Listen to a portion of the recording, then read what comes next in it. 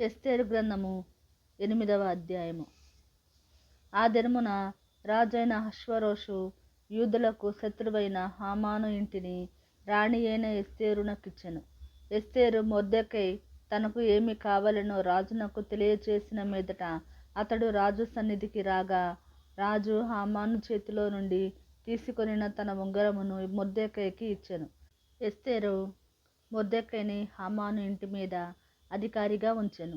మరియు ఎస్తేరు రాజు ఎదుట మనవి చేసుకొని అతని పాదముల మీద పడి, అగాగీయుడైన హామాను చేసిన కీడును, అతడు యూదులకు విరోధముగా తలంచిన యోచనను వ్యర్థపరచుడని కన్నీళ్లతో అతని వేడుకొనగా, రాజు బంగారు దండమును ఎస్తేరు తట్టు చాపెను. ఎస్తేరు లేచి రాజు ఎదుట నిలిచి, రాజువైన తమకు సమ్మతి అయిన ఎడలను తమ దృష్టికి నేను దయ పొందిన దాననై రాజువైన తమ ఎదుట ఈ సంగతి యుక్తముగా తోచిన ఎడలను, తమ దృష్టికి నేను ఇంపైన దాననైన ఎడలను, రాజువైన తమ సకల సంస్థానములలో నుండి యూదులను నాశనము చేయవలెనని హమ్మేదాత కుమారుడైన అగాగీయుడగు హామాను వ్రాయించిన తాకీదుల చొప్పున జరగకుండునట్లు వాటిని రద్దు చేయుటకు ఆజ్ఞయియుడి. నా జనుల మీదికి రాబోవు కీడును, నా వంశము యొక్క నాశనమును చూచి నేను ఎలాగూ సహింపగలనని మనవి చేయగా, రాజైన అహష్వేరోషు రాణి అయిన ఎస్తేరునకును యూదుడైన మొర్దెకైకిని ఈలాగు సెలవిచ్చెను. హామాను ఇంటిని ఎస్తేరునకిచ్చి ఉన్నాను. అతడు యూదులను హతము చేయుటకు ప్రయత్నించినందున అతడు ఉరికొయ్య మీద ఉరితీయబడెను. అయితే రాజు పేరిట వ్రాయబడి రాజు ఉంగరముతో ముద్రింపబడిన తాకీదును ఏ మానవుడును మార్చజాలడు. కాగా మీకిష్టమైనట్లు మీరు రాజునైన నా పేరిట యూదుల పక్షమున తాకీదు వ్రాయించి రాజు ఉంగరముతో దాన్ని ముద్రించుడి. సీవాను అను 3వ నెలలో 23వ దినమందు రాజు యొక్క వ్రాతగాండ్రు పిలువబడిరి.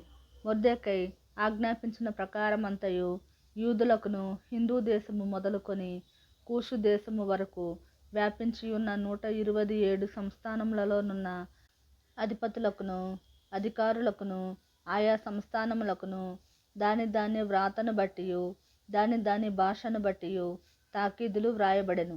రాజువైన అహష్వేరోషు పేరట తాకీదులు మొర్దెకై వ్రాయించి రాజు ఉంగరముతో ముద్రించి గుర్రముల మీద అనగా రాజనగరు పనికి పెంచబడిన బీజాశ్వముల మీద అంచెగాండ్రు నెక్కించి ఆ తాకీదులను వారి చేత పంపెను.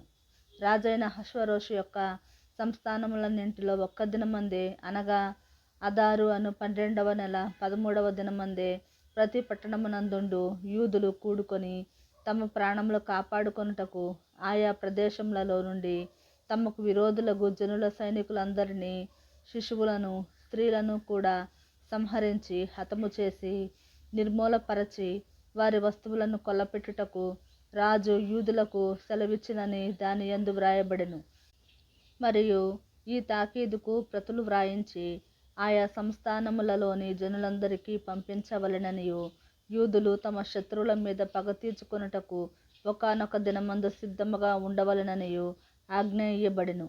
రాజనగరు పనికి పెంచబడిన బీజాశ్వముల మీద నెక్కిన అంచెగాండ్రు రాజు మాట వలన ప్రేరేపింపబడి అతి వేగముగా బయలుదేరిరి.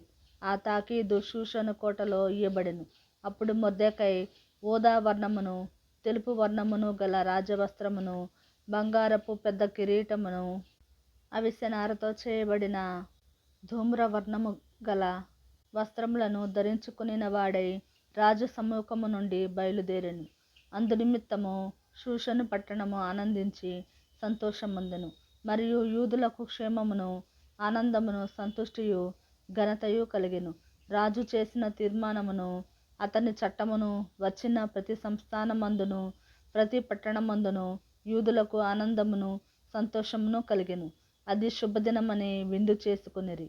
మరియు దేశ జనులలో యూదుల ఎడల భయము కలిగెను కనుక అనేకులు యూదుల మతము అవలంబించిరి.